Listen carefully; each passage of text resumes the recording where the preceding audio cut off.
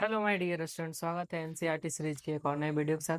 जैसा कि आप लोग जानते हैं कि क्लास 10th का एनसीईआरटी पूरा सिलेबस कवर करा रहे हैं। ठीक है, देखिए हम लोग एनसीईआरटी में चैप्टर नंबर 8 और चैप्टर नंबर 9 ठीक है कवर कर लिए पूरा। त्रिकोणमिति यानी ट्रिगोनोमेट्री, ऊंचाई और दुनिया, हाइट एंड डिस्टेंस पूरा खत्म हो गया एग्जाम्पल के साथ। पूरा थ्योरी, पूरा एक्सरसाइज पूरा खत्म हो गया। अब हम बोले थे कि क्या पढ़ाएंगे, अगला एक्सरसाइज पढ़ाएंगे एपी, अरिथमेटिक प्रोग्रेशन। ठीक है, तो आज से हम लोग क्या शुरू करने वाले हैं, एपी, अरिथमेटिक प्रोग्रेशन। देखिए एपी का पूरा नाम, एपी को हम लोग शॉर्ट में बोलते हैं एपी, लेकिन हिंदी में उसको बोलते हैं समांतर श्रेणी। क्या बोलते हैं, समांतर श्रेणी। उसी को बोलते हैं अरिथमेटिक प्रोग्रेशन। देखिए समांतर श्रेणी का मतलब हो गया कि यदि कोई श्रेणी के बीच समान अंतर पाया जाए। क्या समान अंतर, समान अंतर मतलब क्या होता है, समान अंतर, बराबर बराबर अंतर पाया जाता है, उसी को समांतर श्रेणी कहते हैं। समांतर श्रेणी का परिभाषा भी लिखाएंगे, लेकिन उससे पहले आपको कुछ जानना होगा।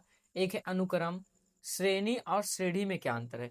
एक होता है श्रेणी, सीरीज, एक होता है श्रेणी, उसी को प्रोग्रेशन बोलते हैं। देखिए यहाँ श्रेणी का मतलब क्या है, प्रोग्रेशन। तो सबसे पहले आपको जानना होगा क्या, अनुक्रम किसे कहते हैं, सीक्वेंस, उसी को क्या बोलते हैं इंग्लिश में, सीक्वेंस। अनुक्रम कहता है अनुक्रम संख्याओं का वह एकमात्र क्रम है, वह एक क्रम है जो किसी निश्चित नियम के अनुसार लिखे जाते हैं। देखिए सीक्वेंस में क्या होता है कि आप किसी भी चीज को एक निश्चित नियम के अनुसार लिखिएगा। ठीक है, उसमें अंतर बराबर हो भी सकता है, बराबर नहीं भी हो सकता है। ठीक है, लेकिन एक निश्चित नियम के अनुसार लिखिएगा। जैसे देखिए एक के बाद तीन कर रहे हैं, तीन के बाद पांच, पांच के बाद सात, सात के बाद, यानी हम सब में क्या कर रहे हैं, दो जोड़ते जा रहे हैं। यहां तो आपको पता है कि हम सब में दो जोड़ रहे हैं। तो सीक्वेंस में हो सकता है आप सब जगह बराबर जोड़ते जाएं, लेकिन सीक्वेंस में कभी कभी क्या होता है, एक निश्चित, क्या बोले, एक निश्चित नियम के अनुसार लिखा जाता है। ठीक है, एक निश्चित नियम, अंतर बराबर हो भी सकता है, अंतर बराबर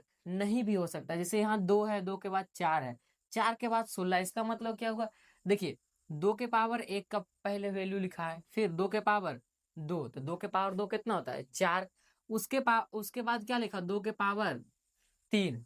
अच्छा दो के पावर तीन मतलब दो को तीन बार लिखना है, दो गुने तीन, दो, तो दो दूनी चार और चार दूनी आठ, आठ दूनी 16, दो के पावर चार है। ठीक है, दो के पावर कितना है, चार।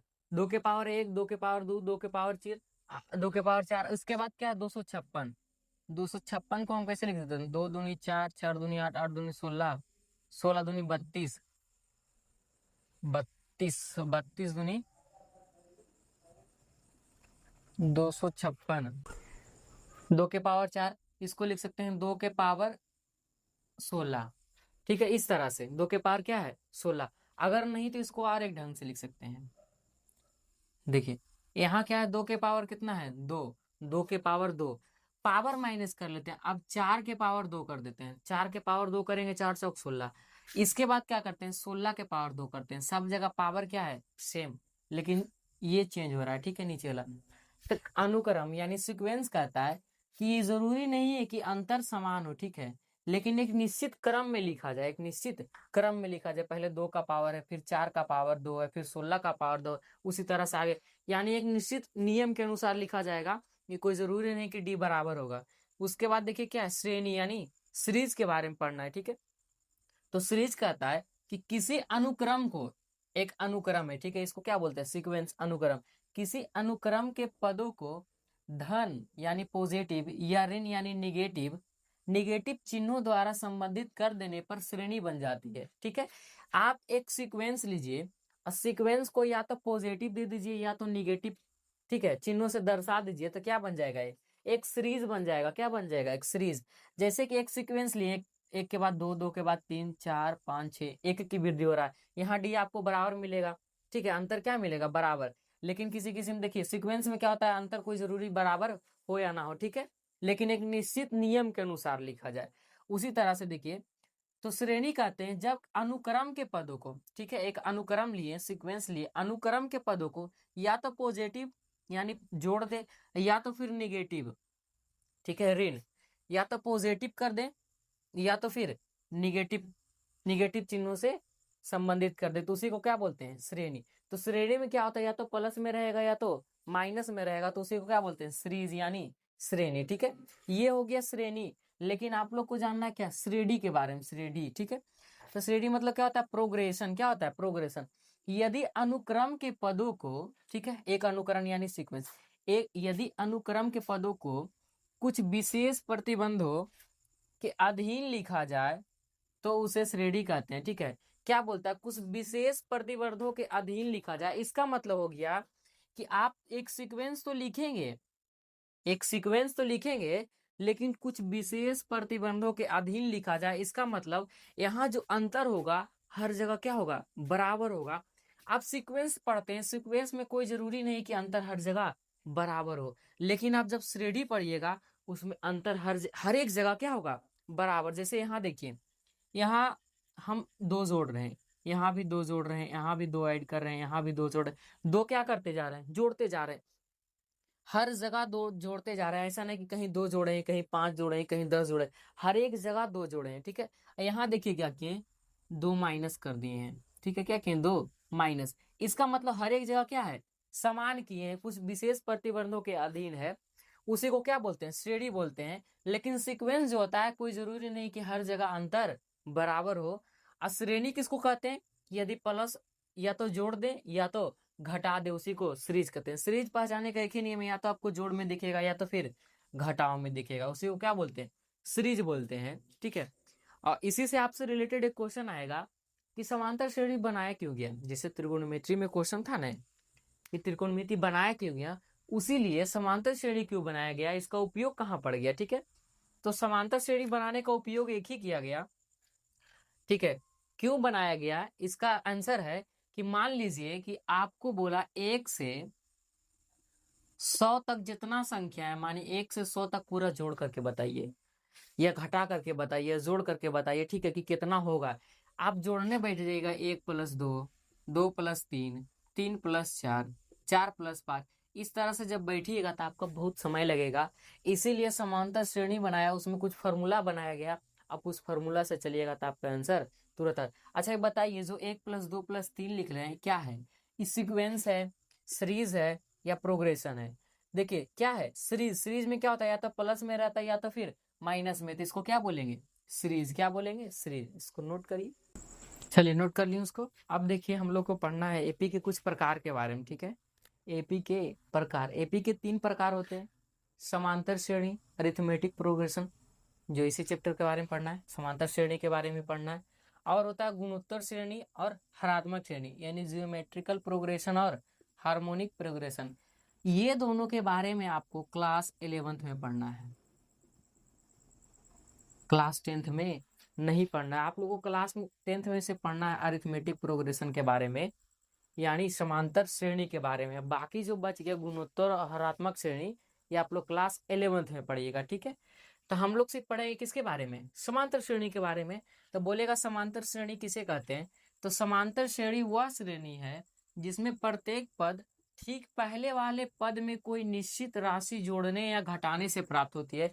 इसका मतलब हो गया कि समांतर श्रेणी एक ऐसा पद होता है, ठीक है, जो ठीक पहले वाले में कुछ जोड़े या कुछ घटाएं। ठीक है, यानी हर जगह बराबर होना चाहिए। देखिए पहले वाले में क्या कर रहे हैं, दूसरा बनाने के लिए पहले वाले में 2 जोड़ रहे हैं। अब यहाँ से देखिए दूसरा बनाने के लिए क्या कर रहे हैं, फिर 2 जोड़ रहे हैं, इसमें भी क्या कर रहे हैं, 2 जोड़ रहे हैं। यानी एक ऐसा मतलब श्रेणी श्रेणी बनना चाहिए कि हर जगह क्या हो, अंतर समान हो। यानी कहें पहला वाला से दूसरा वाला बनाने के लिए एक कोई जो राशि जोड़े, वही राशि आप दूसरा से तीसरा बनाने के लिए जोड़े, यानी कि अंतर जो हर जगह हो क्या हो, बराबर हो। ठीक है, उस निश्चित राशि को बोलते हैं सार अंतर। जो आप अंतर निकाल रहे हैं कि हर जगह समान अंतर है, 2 जोड़ रहे हैं, क्या कर रहे हैं, 2 जोड़ रहे हैं, उसी को क्या बोलते हैं, सार अंतर, इंग्लिश में कॉमन डिफरेंस। इसको हम सूचित करते हैं डी से। आपसे पूछेगा कि यहाँ डी का मान क्या है, क्या बोलिएगा, 2, क्योंकि हर जगह क्या कर रहे हैं, 2 जोड़ रहे हैं। अगर आप हर जगह 2 घटाते तो डी का मान क्या हो जाता, -2 हो जाता। हर जगह कुछ नहीं तो इसके सामने क्या है, प्लस है। तो हर जगह क्या कर रहे हैं आप, यहाँ 2 जोड़ते जा रहे हैं। अगर 2 घटाते जाते तो क्या होता, डी का मान -2 हो जाता। ठीक है, तो समांतर श्रेणी का मतलब होगा कि अंतर हर एक जगह क्या होना चाहिए, समान होना चाहिए। ठीक है, अंतर हर एक जगह क्या होना चाहिए, समान होना चाहिए। अंतर निकाले का सिंपल सा फॉर्मूला होता है, कोई भी 2 लगातार पद उठाइए और पीछे वाला से पहले वाला को घटा दीजिए, आपका अंतर निकल जाएगा। जैसे कि हम यहाँ से निकालना चाहते पीछे वाला 4 को 2 में घटा देंगे, ठीक है। तो 4 माइनस 2 करेंगे, कितना आ गया? 2 आ गया। अगर आप चाहते हैं यहाँ से निकाले तो बड़ा वाला से छोटा वाला घटा देंगे, 10 माइनस 8 कर देंगे। यानी पीछे वाला से कोई भी दो लगातार होना चाहिए, ऐसा नहीं कि 4 और 8 में निकाले तो गलत। दो लगातार पद होना चाहिए, क्या? दो लगातार पद होना चाहिए, तभी आप सारबंतर निकाल सकते हैं, यानी कॉमन डिफरेंस कहें तो डी निकाल सकते हैं, ठीक है। तो डी उसी को कहते हैं सारबंतर, यानी अंतर हर एक जगह क्या होना चाहिए? बराबर होना चाहिए, कहीं भी हो आप जितना एपी में पढ़िएगा, समांतर श्रेणी में पढ़िएगा, अंतर हर एक जगह क्या होगा? बराबर। अगर अंतर हर एक जगह बराबर नहीं तो एपी में नहीं है, एपी का उस पर कोई रूल नहीं लगेगा, ठीक है। एपी का उस पर कोई रूल ही नहीं लगेगा, आप उस क्वेश्चन को नॉर्मल सोल्व भी नहीं कर सकते हैं, उसके लिए कुछ अलग ही दिमाग लगाना पड़ेगा, ठीक है। तो आप जितना एपी में पढ़िएगा, आपसे पूछेगा, सिंपल सा क्वेश्चन आता है कि एपी में है कि नहीं बताइए, तो आपका एक ही काम है कि हर एक जगह अंतर चेक कर लेना कि घटाने पर अंतर कितना आ रहा है। सब जगह अंतर अगर बराबर आएगा तो एपी में है, अगर बराबर नहीं आएगा तो एपी में नहीं है, ठीक है। नोट करिए, चलिए नोट कर ली इसको। अब देखिए आगे देखते हैं।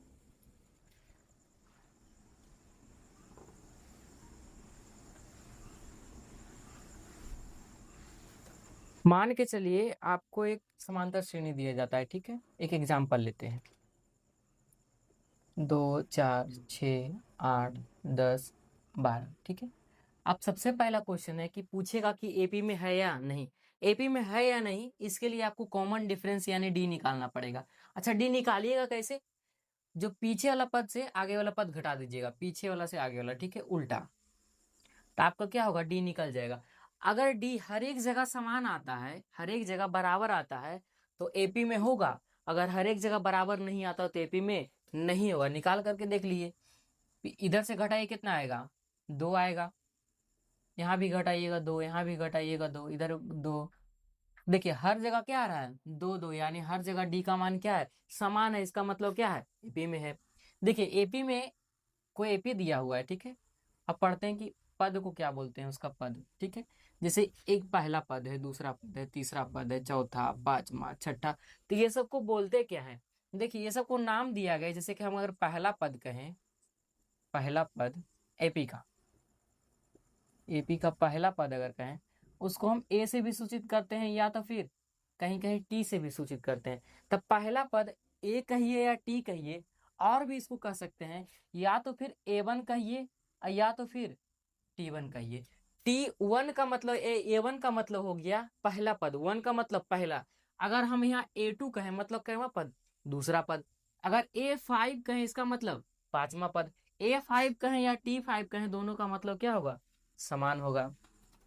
सबसे जरूरी जो होता है पहला पद, पहला पद को क्या बोलते हैं? ए या टी, कुछ भी बोलिए बात बराबर है। ए बोलिए बात बराबर, टी बोलिए बात बराबर। कहीं कहीं बुक में ए दिया रहता है, कहीं कहीं टी दिया रहता है, ठीक है। ये तो हो गया पहला पद। अच्छा, दूसरा पद को क्या बोलेंगे? दूसरा पद, दूसरा पद, दूसरा पद को A2 या T2 बोल सकते हैं। देखिए 2 2 यहाँ भी, यानी ए या टी बोले दोनों बात बराबर है। A2 यानी दूसरा पद, T2 यानी दूसरा पद। उसी तरह से तीसरा रहेगा A3 या T3 बोलेंगे। चौथा रहेगा A4 या T4 बोलेंगे। इसी तरह से क्या होता है? पद का नाम दिया जाता है कि कैमा पद है, ठीक है। पहला, दूसरा, तीसरा, चौथा, पांचवा, छठा। अब बताइए छठा पद को हम क्या बोलेंगे? हम A6 बोले या तो फिर T6 बोले, दोनों क्या होगा? बात बराबर होगा, ठीक है। तो आप इस तरह से लिख सकते हैं इसका नाम, T1 T2 T3 T4 T5 T6, dot dot dot मतलब और भी आगे है, ठीक है। और उसके बाद पूछा जाएगा, मान लीजिए कि डॉट डॉट ना हो, खत्म कर दिया गया यहाँ 14, ठीक है। आपका एपी यहीं तक दिया हुआ है, ठीक है। अब बताइए, ये तो शुरू पद हो गया, यानी पहला पद हो गया, तो इसको T1 बोलते हैं। आखिरी पद, इसका नाम हम बोल सकते हैं T7 तो है, लेकिन एक आखिरी पद होता है। मान लीजिए कि आपसे यहाँ आखिरी पद अगर पूछेगा, तब उसको आप क्या नाम दीजिएगा? ठीक है, आखिरी पद आपको पता नहीं हो, आपको यहाँ पता है, आप पद गिन लिए 7वां पद में, तो आपको T7 बोल दिए, ठीक है। मान के चलिए आपको यहाँ से हटा करके डॉट डॉट डॉट करके यहाँ आपको दे दे 28। अब बताइए कैमा पद है तो आखिरी पद तो है, आपको पता है, क्योंकि इसके बाद अब तो सीरीज खत्म हो गया, अरे जो एपी होता है खत्म हो गया, ठीक है।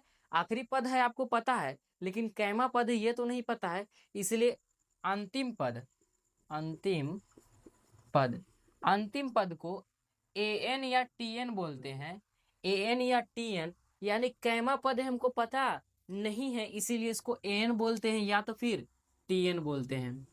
कैमा पद है हमको पता नहीं, कौन सा पद है पता नहीं, इसलिए क्या बोलते हैं an या tn बोलते हैं। दोनों क्या होता है, बात बराबर होता है। आखिरी पद बोलिए अंतिम पद बोलिए, दोनों बात बराबर है। कैमा पद है ये भी नहीं पता है, ठीक है। ये तो आपको पता है क्या है, T7, ठीक है। एक हो गया पहला पद को क्या बोलते हैं, ए बोलते हैं या टी बोलते हैं, A1 बोलिए या T1 बोलिए, दोनों बात क्या हो गया, बराबर। उसी तरह से दूसरा हो गया, तीसरा T3 T4 T5 T6 T7, इसी तरह से आगे बढ़ते जाएगा जब तक खत्म नहीं हो जाए। लेकिन जब आखिरी पद के पास पहुंचिएगा, आखिरी पद आपको पता नहीं, आप गिन नहीं सकते हैं इसके बाद कितना होगा, उसको an या tn से दर्शाते हैं, an या tn से दर्शाते हैं, ठीक है। अंतिम पद को an या tn से दर्शाते हैं, ठीक है। नोट करिए इसको।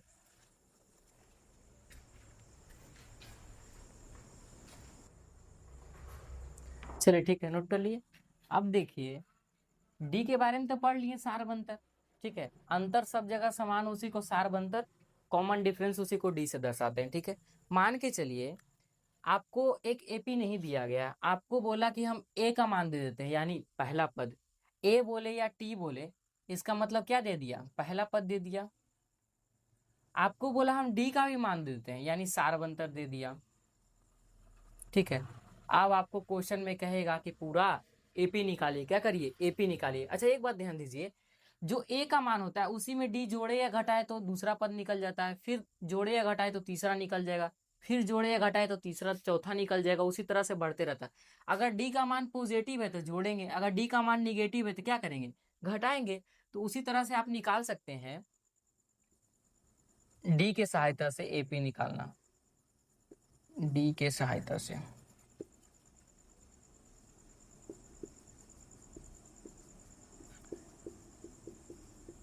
एपी का निर्माण, ठीक है।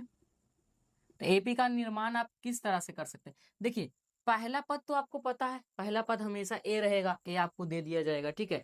आपको कहेगा दूसरा पद निकालिए, क्या दूसरा पद T2 कहिए या A2 कहिए, ठीक है, दोनों बात क्या है, बराबर है। अगर आपको T2 या A2 निकालना है तो क्या करिएगा, अच्छा एक बात बताइए, हम पहला पद में यदि डी पॉजिटिव है तो डी जोड़ देंगे, अगर निगेटिव रहेगा तो डी माइनस में रहेगा, कुछ भी रहे माइनस में तो उसको माइनस में लिख देंगे। तो एन कर सकते हैं। यदि हम ए में डी जोड़ेंगे तो दूसरा पद निकल जाएगा। अच्छा तीसरा पद क्या करेंगे, ए में हम क्या डी जोड़ेंगे तो तीसरा पद निकल जाएगा, नहीं, ए में डी जोड़ने से तीसरा पद नहीं निकलेगा, आपको ए में 2D जोड़ना पड़ेगा। डी को डबल करके जोड़िए, देखिए कैसे हम बताते हैं, यानी ए फिर ए प्लस डी, ए प्लस 2D, ए प्लस 3D, ए प्लस 4D, ए प्लस 5D, इसी तरह से चलते जाए, यानी इसको T1 बोल सकते हैं, T2 T3 T4 T5 T6। मान लीजिए सेम इसी एपी को निकालते हैं, ठीक है। इसमें देखिए पहला पद क्या दिया है, पहला पद आपको दे दिया जाएगा, और डी का मान आपको कितना दे दिया जाएगा, 2 दे दिया गया है, ठीक है। आपको कहेगा पूरा एपी आप निकाल के दिखाइए, ठीक है। तो आप चुपचाप पहला पद यानी ए कितना लिखिएगा, 2, डी का मान प्लस है तो आप क्या करते जाइएगा, जोड़ते जाइएगा। तो दूसरा पद निकालने के लिए क्या होता है, ए प्लस डी, ए कितना है 2 और डी कितना है 2, दोनों को जोड़ेंगे कितना आ गया 4। उसके बाद तीसरा निकालने के लिए ए प्लस 2D करना होगा, 2 गुना करके करिए, ठीक है। तो अच्छा ए का मान कितना है 2, ए का मान 2 हो गया, प्लस डी का मान कितना है 2, लेकिन डी का मान डबल करके, तो 2 गुने 2 करेंगे 4, और 4 और 2 कितना हो गया 6, ठीक है। आपको जब चौथा पद निकालना है तो ए प्लस 3D करिए, 3 गुना करिए, चौथा निकालना है 3D करेंगे, यानी आपको पांचवा निकालना है तो 4D करिए, एक कम करके निकालिए, ठीक है। अगर आपको 20वां पद निकालने के लिए कह रहा है तो ए प्लस कितना लिखिएगा 19D, 20 से एक कम 19D। अगर आपको कह दे 100वां पद निकालिए तो कितना लिखिएगा, ए प्लस 99D, ए प्लस कितना भी पद हो, जितना आपको बोल रहा है कि आप 100वां पद निकालिए, निकालने के लिए ए प्लस उसका एक कम कर देंगे, 99D, 1 लाख रहेगा एक कम कर देंगे, ठीक है। जितना रहेगा कितना कम कर दीजिएगा, एक, यहाँ देखिए 6 है एक कम कर देंगे, 5 है एक कम कर दिए, 4 है एक कम कर दिए, ठीक है। यहाँ निकालना था ए प्लस 3D, ए प्लस 3D, ए का मान 2 है, 3D का मान 2 है, 3 दूनी 6, तो 6 दू कितना हो गया 8। उसी तरह से आप निकालिएगा तो देखिए पूरा एपी निकल रहा कि नहीं निकल रहा, उसी तरह आगे भी निकल जाएगा, ठीक है। तो एपी निकालने का यही फॉर्मूला होता है कि आप हर एक पद का एक अलग फॉर्मूला दे दीजिएगा। पहला पद ए खुद ही रहेगा, पहला पद ए बोलिए, टी बोलिए, A1 बोलिए, T1 बोलिए, सब बात बराबर है, ठीक है। आपको दूसरा पद निकालना है। देखिए यहाँ 2 है, 2 से 1 कम करेंगे, एक लिखना जरूरी भी नहीं है, ठीक है। 1 लिखे या ना लिखे, यानी A+D। तीसरा निकालना है तो A+2D, 3 से 1 कम 2। चौथा निकालना है A+3D, 4 से 1 कम 3। पांचवा निकालना है 5 से 1 कम 4, A+4D। इसी तरह से आगे बढ़ते जाएंगे तो जितना लंबा AP निकालना होगा उतना लंबा AP निकाल देंगे, ठीक है। तो ये AP निकालने का हो गया, ठीक है। D अगर दिया हुआ है आपके पास, अगर आपके पास A दिया हुआ है तो किस तरह से एक AP निकालिएगा, ठीक है। एक श्रेणी निकालिएगा, इसको नोट करिए, ठीक है। इसको नोट कर लिए। अब देखिए कुछ फॉर्मूला के बारे में जानते हैं, ठीक है।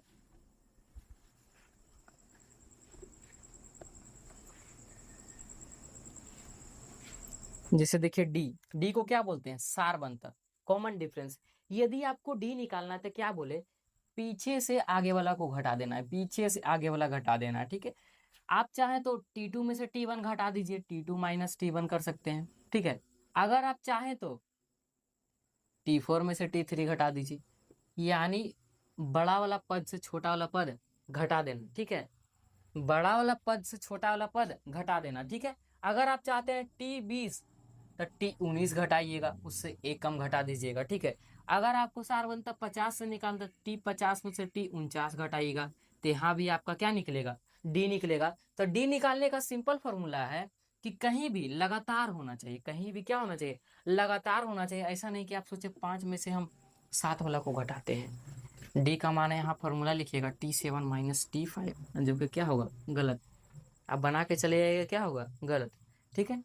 इसीलिए बता रहे हैं कि एकदम लगातार होना चाहिए, ठीक है। क्या होना चाहिए, लगातार होना चाहिए। जब तक लगातार नहीं करिएगा तो आपको कॉमन डिफरेंस नहीं निकलेगा। कहीं भी निकालिए लेकिन लगातार होना चाहिए। अब बड़ा वाला हमसे छोटा वाला घटा दीजिए, आपका कॉमन डिफरेंस निकल जाएगा, ठीक है। अगर आपको यहाँ निकालना है कॉमन डिफरेंस तो डी बराबर क्या लिख सकते हैं, T6 में T5 को घटा देंगे, बड़ा वाला 6 है उसमें से 5 घटा देंगे, आपको कॉमन डिफरेंस निकल जाएगा, ठीक है। तो ये होता है आसान सा, डी का कोई फॉर्मूला ऐसे नहीं होता है। सिर्फ ये जाना जाता है कि बड़ा वाला हमसे छोटा वाला घटा देंगे, आपका डी निकल जाएगा, ऐसे कोई फॉर्मूला नहीं होता। एक फॉर्मूला के बारे में पढ़ना, जब आगे क्वेश्चन बताएंगे, चैप्टर बताएंगे, उसमें उसका उपयोग है तो वहां बताएंगे, ठीक है। उसका ज्यादा प्रयोग नहीं। उसके बाद एक फॉर्मूला के बारे में पढ़ना है। अच्छा, एपी का एनमा पद को क्या बोलते हैं, एनमा पद।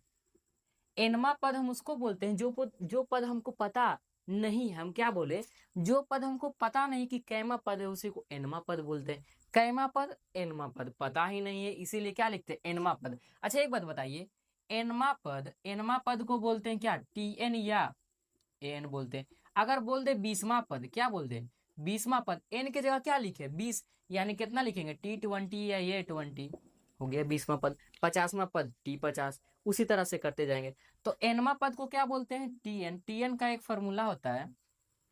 TN का क्या फॉर्मूला होता है, अगर आपको TN निकालना है कि कैमा पद है, A+N-1 into D, A+N-1 into D. अच्छा A क्या हो गया इसमें, A हो गया पहला पद आपका, हो गया क्या, हो गया पहला पद।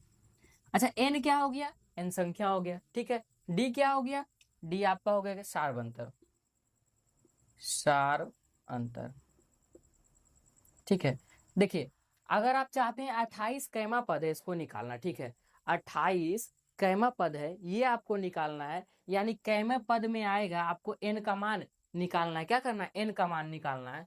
एग्जाम्पल के साथ देखिए बताते हैं। आपके पास फॉर्मूला है TN बराबर A+N-1 इंटू डी, ठीक है। अच्छा TN का वैल्यू क्या दे दिया, 28 दे दिया। TN का वैल्यू क्या है, 28, तो TN की जगह क्या लिख देंगे, 28। A का वैल्यू क्या है, A का वैल्यू 2 है, प्लस N का वैल्यू नहीं पता, N-1। अच्छा D का वैल्यू हम बताए थे, अंतर हर जगह समान कितना आ रहा था, 2, तो D का वैल्यू कितना लिख देंगे, 2 लिख देंगे। देखिए ये प्लस में इधर आएगा, माइनस में हो जाएगा, तो 28 में से 2 गया, कितना बचेगा, 26। 26 बराबर हो गया, इसको दोनों के साथ गुना करें, 2 गुना N करेंगे तो हो गया 2N। अब माइनस, अगर आप उतना भी नहीं करना चाहते हैं तो N-1 को रहने दीजिए, इधर गुना में 2 है, इधर आएगा क्या होगा, भागा में हो जाएगा। यानी यहाँ से आप लिख सकते हैं 26/2 करिए, कितना आएगा, 13 आएगा, ठीक है। कितना आ गया, 13 बराबर हो गया N-1, माइनस में इधर आया प्लस में, तो यहाँ से n का मान 13 + 1 कितना आ गया 14, यानी n का मान 14 यानी T40 आपका पद कौन सा हो गया 14वां पद हो गया। कैसा पद हो गया 14वां पद में आएगा। ठीक है, कैमा पद में आएगा 14वां पद। इस तरह से आप निकाल सकते हैं कि कैमा पद में आएगा। अगर आपको एपी का एनवा पद निकालना है यानी कैमा पद निकालना आपको पता नहीं है, आपसे पूछा जाए क्वेश्चन में कि बताइए 28 कैमा पद है, आप ये बताइए। ठीक है, अगर आपसे पूछ लिया जाए कोई भी संख्या हो, ठीक है, आपसे पूछा जाए कि टीएन बताइए एनवा पद कितना होगा, टीएन बताने का सिंपल से फॉर्मूला लगाइएगा a + n - 1 × d।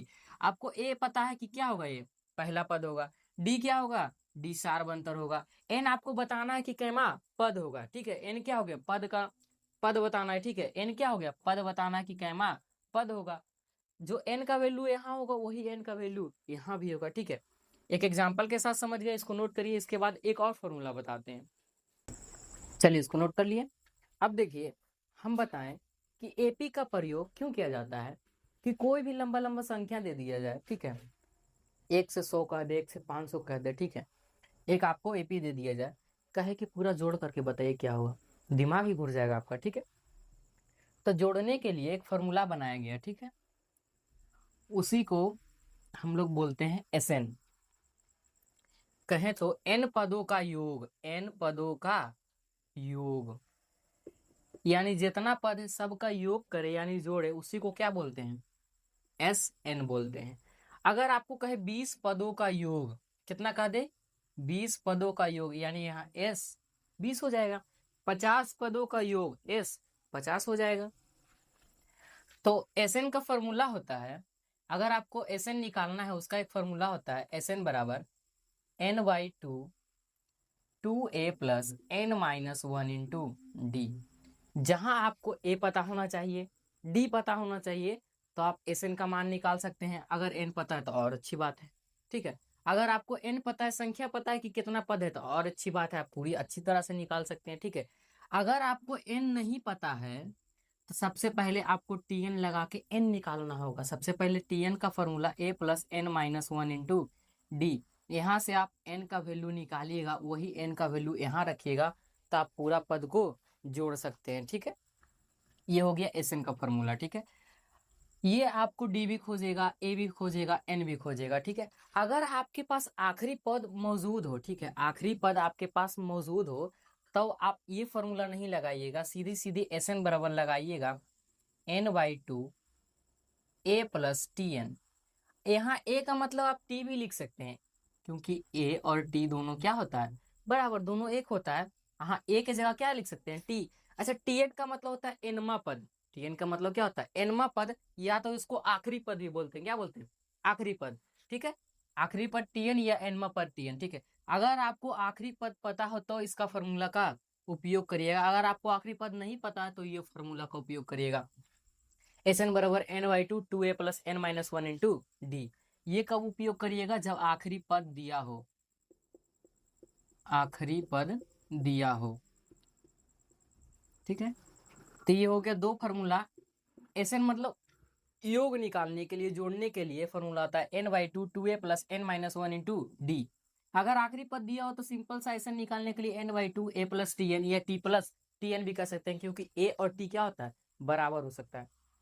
इसके जगह a1 भी लिख सकते हैं, a1 और ये सब क्या होता है बराबर होता है। ठीक है, इसको नोट करिए। चलिए ठीक है, नोट कर लिए इसको। देखिए आखिरी थ्योरी हम लोग का है कि कभी कभी लगातार पद निकालने के लिए बोलता है एपी का 3 लगातार पद निकालिए, 4 लगातार पद निकालिए, तो उसके लिए फॉर्मूला बनाया गया है। ठीक है, एपी के लगातार पद, एपी के लगातार पद के बारे में अगर आपसे पूछा जाए कि एपी के 3 लगातार पद बताइए, 4 लगातार पद बताइए। ठीक है, 3 से शुरू होता है, 3 लगातार पद। ठीक है, अगर 3 लगातार पद पूछ दिया जाए तो सिंपल सा रूल आपको अपनाना है कि अगर ये ऑड रहे, क्या रहे ऑड, 3 क्या है ऑड है कि इवन है, 3 क्या है ऑड है। अगर ऑड रहे तो बीच में ए लिखिए, आपको इधर राइट साइड पॉजिटिव जाना है और लेफ्ट साइड निगेटिव। इधर आपको क्या जाना है पॉजिटिव जाना है, इधर आपको निगेटिव जाना है। ठीक है, अगर आपका जो निकालने वाला रहे 3 रहे 5 रहे, 7 रहे, 9 रहे, यानी ऑड रहे, तो क्या करिए, बीच में ए लिखिए और इधर लिखिए पॉजिटिव ए प्लस डी, इधर लिखिए निगेटिव ए माइनस डी। ये हो गया आपका 3 लगातार पद। 3 लगातार पूछेगा, सेम फॉर्मूला लगाइएगा, आपका 3 लगातार पद निकल जाएगा। अगर आपसे पूछ दे 4 लगातार पद बताइए। अच्छा एक बताइए, 4 क्या होता है? इवेन होता है। क्या होता है? इवेन नंबर होता है। जब इवेन नंबर आ जाए तो आपको ए लिखना ही नहीं है, आपको ए लिखना ही नहीं है, सिर्फ ये दोनों लिखिए। एक लिखिए ए माइनस डी और लिखिए ए प्लस डी, ये दोनों आपको लिखना जरूरी है बीच में, ठीक है। एक लिख दिए ए माइनस डी, एक लिख दिए ए प्लस डी, ठीक है। आपसे पूछा क्या? 4। 4 क्या है? इवेन। क्या है? इवेन। 4 है इवेन, तो इसके बाद आपको क्या लिखना होगा? ऑड लिखिए। जब इवेन है तो ऑड लिखिए। ऑड मतलब हो गया, इसके बाद ए प्लस 2d नहीं लिखिए, इसके बाद ए प्लस 3d लिखिए। ए प्लस 3d। यहाँ भी इवेन नहीं लिखिए, ए प्लस 2d क्या लिखिए? नहीं, माइनस में इधर आना है आपको। ए माइनस 2d नहीं लिखिए, क्या लिखिए? ए माइनस 3d। तो ये हो क्या आपका 4 लगातार पद, 1 2 3 4, ठीक है। देखिए जब शुरू में आपको ऑड पूछ दिया जाए तो बीच में ए लगाइए, इधर पॉजिटिव चला जाइए ए प्लस, इधर चला जाइए ए माइनस में, ठीक है। तो इधर हो गया ए plus D, A minus D. आपको ए plus D, A minus D हर जगह लिखना है, चाहे पॉजिटिव रहे, निगेटिव रहे, ठीक है, ऑड रहे, इवन रहे, सब जगह। लेकिन आपसे पूछ दे 5 लगातार पद बताइए, ठीक है। 5, देखिए 5 क्या है? 5 ऑड नंबर है। क्या है? ऑड नंबर है। ऑड नंबर में आपको बीच में ए लिखना पड़ता है, ठीक है, बीच में ए लिख दिए, ठीक है, बीच में क्या लिख दिए? ए। और उसके बाद कंफर्म आपको ए माइनस डी, ए प्लस डी लिखना पड़ेगा, ऑड रहे, इवन रहे, सब में। रूल यही है कि अगर ऑड आ जाए तो बीच में ए लिखना, इवन आ जाए तो बीच में ए नहीं लिखना है। तो इसके बाद हो जाएगा ए प्लस डी, इधर हो जाएगा ए माइनस डी। उसके बाद क्या बताए थे? अगर इवन रहता है तो ऑड में लिखते हैं, अगर ऑड है तो इवन में लिखेंगे। यहाँ देखिए 4 इवन था तो ऑड में लिख दिए, 3 लिख दिए, ठीक है। 2 नहीं लिखे, 2 क्योंकि इवन हो जाता है। यहाँ देखिए जब ऑड आता है तो इसमें क्या लिखेंगे? इवन लिखेंगे। ए प्लस डी के बाद क्या इवन हो सकता है? ए प्लस 2d। इधर भी आपको लिखना ए माइनस 2d। कै पद हो गया? 1 2 3 4 5। ये हो गया आपका एपी के 4 लगातार पद। उसी तरह से 5 लगातार पद। उसी तरह से आपसे पूछे 6 लगातार पद बताइए। सबसे पहले आपको सोचना 6 है क्या? 6, ठीक है। 6 हो गया आपका क्या? इवेन। इवेन हो गया, इसका मतलब आपको बीच में ए लिखना ही लिखना है। इवेन हो गया, इवेन में आपको बीच नहीं, ऑड में आपको बीच लिखना है, ठीक है, बीच में। इवेन में आपको लिखना है ए माइनस डी, ए प्लस डी, ए छोड़ देना है। देखिए यहाँ भी था ऑड, ऑड में ए लिखते हैं, इवन में ए नहीं लिखते हैं, सिर्फ आसपास वाला लिखते हैं, ए plus D, A minus D, ठीक है। यहाँ देखिए जब इवेन आ गया तो आपको लिखना ए माइनस डी, इधर लिखना ए प्लस डी, ठीक है। उसके बाद आगे डिसाइड करने के लिए आपको देखना होगा क्या है? इवेन है। 6 क्या है? इवेन है। इवेन है तो आपको क्या बाकी लिखना होगा? बाकी ऑड में लिखिए। जब इवेन है तो बाकी क्या लिखिएगा? ऑड में लिखिएगा। तो ए प्लस 2d अब नहीं लिखना, ए प्लस क्या लिखिएगा? 3d। ए प्लस 3d। सेम आपको पीछे भी आना है, ए माइनस 3d। कै पद हो गया? 1 2 3 4। लिखना कितना? 6, यानी 2 पद और लिखना। अच्छा 3 के बाद ए प्लस 4d लिख सकते हैं, क्योंकि ए प्लस 4d तो इवन हो जाएगा। 4 क्या होता है? इवन। तो 4 भी आपको नहीं लिखना, क्योंकि जब इवन रहेगा तो ऑड लिखना है। क्या? ऑड। तो आपको लिखना है ए प्लस 5d। जब ए प्लस 5d उधर लिखे तो इधर माइनस में लिखिए ए माइनस 5d। ये आपका निकल गया एपी के 6 लगातार पद। एपी के 6 लगातार पद। इसी तरह से आप 7 8 9 10 जितना चाहे उतना निकाल सकते हैं, ठीक है। अगर आप चाहते हैं निकालना कुछ, ठीक है, इसको देखिए मिटाते हैं, 6 को हटा देते हैं। 6 की जगह आप निकालिए 9 लगातार पद, ठीक है, 9 लगातार पद। सबसे पहले आपको देखना है कि 9 है क्या? इवन है या ऑड है? तो 9 क्या है? ऑड है। क्या है? 9 क्या है? ऑड नंबर है। ऑड नंबर का सिंपल सा रूल होता है कि बीच में ए लिखना है। क्या लिखना है? तो बीच में ए लिख देंगे। उसके आसपास आपको 100% ए plus D, A minus D लिखना है, इसको लिख दिए। उसके बाद 9 ऑड है तो बाकी आने वाला क्या होगा? इवन होगा। इसके बाद लिखिएगा ए प्लस 2d जो कि इवन होगा। इधर भी लिखिएगा ए माइनस 2d, ठीक है। अभी भी आपका 9 नहीं हुआ, 1 2 3 4 5 ही हुआ, अभी 4 बचा हुआ है, ठीक है। ए प्लस 3d लिख सकते हैं, 3d हो जाएगा इवन। क्या हो जाएगा? नहीं, ऑड हो जाएगा। तो ऑड को ऑड के साथ नहीं लिख सकते हैं, क्या लिखेंगे? इवन लिखेंगे। तो आप लिख सकते हैं a प्लस 4d, इधर भी आइएगा a माइनस 4d। ठीक है, आप कितना पद बोला? 9। तो 1 2 3 4 5 6 7, यानी 2 पद अभी बचा हुआ है। a प्लस 5d लिख सकते हैं, क्योंकि देखिए यहाँ क्या है, ऑड है, तो ऑड के साथ हम ऑड नहीं लिख सकते हैं, क्या लिखेंगे? इवन लिखेंगे। तो 5 नहीं लिखेंगे, क्या लिखेंगे? 6a plus 6d। इधर भी लिखेंगे, माइनस में सिर्फ लिखेंगे बस, a माइनस 6d। ये हो गया आपका एपी के 9 लगातार पद। आप जितना चाहे उतना निकाल सकते हैं, सिर्फ आपको एक ही चीज याद रखना है कि अगर ऑड रहे, क्या रहे? ऑड रहे तो बीच में a लगाना है, इधर a माइनस डी और राइट में a प्लस डी। ठीक है, अगर इवन रह जाए तो बीच वाला a हटा देना है, बाकी सेम रहेगा a plus D a minus D. और एक चीज ध्यान रखना है, अगर ऑड पूछे तो इवन लिखना, ऑड पूछे तो इवन लिखना, इवन पूछे तो ऑड लिखना है। ठीक है, ये आप याद कर लीजिएगा एपी के 3 लगातार पद।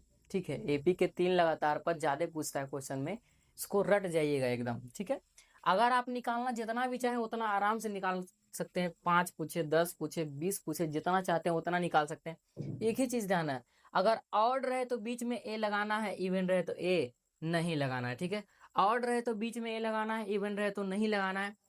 ऑड रहे तो बाकी सब इवन वाला लिखना है, अगर इवन रहे तो बाकी सब ऑड वाला लिखना है। बस सिंपल से इतना ही आपको याद रखना है। तो एपी का जितना भी लगातार पद पूछेगा सब के सब निकाल सकते हैं। ठीक है, इसको कुछ नोट कर लीजिए।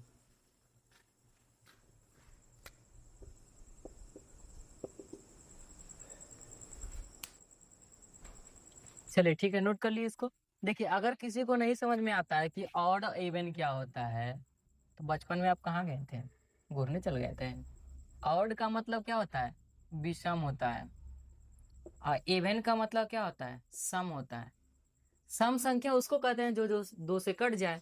सम क्या होता है? दो से पूरा पूरी कट जाता है। विषम उसको कहते हैं जो दो से पूरा पूरी नहीं कटे। ये सब बेसिक होता है। ऑड का मतलब क्या होता है? विषम। इवन का मतलब सम। सेम चीज यहाँ अप्लाई होगा। 3 क्या है? विषम है, तो विषम है तो बीच में ए लिखेंगे, इधर लिखेंगे a minus D a plus D. अगर सम आएगा तो बीच में a नहीं लिखेंगे। देखिए यहाँ 4 क्या है? सम।